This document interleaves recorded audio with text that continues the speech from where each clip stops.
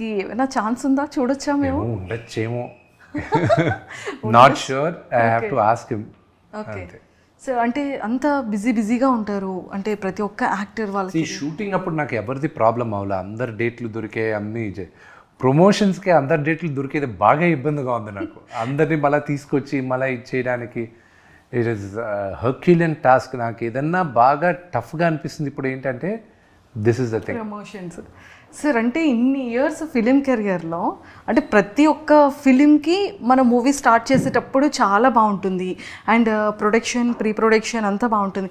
After ప్రమోషన్స్కి వచ్చేసేటప్పటికి ఎందుకు sir celebrities అందరూ బిజీ అయిపోతుంటారు? అంటే ఇట్ డిపెండ్స్ టు కేస్. అందరూ బిజీ పీపులే. కొంతమంది ప్రమోషన్ చేయడానికి ఇష్టపడతారు, కొంతమంది నామోషి ఫీల్ అవుతారు, కొంతమంది మాత్రం వాళ్ళని క్షమించకూడదు, ఏం చేస్తామని అని అంటారు. That is very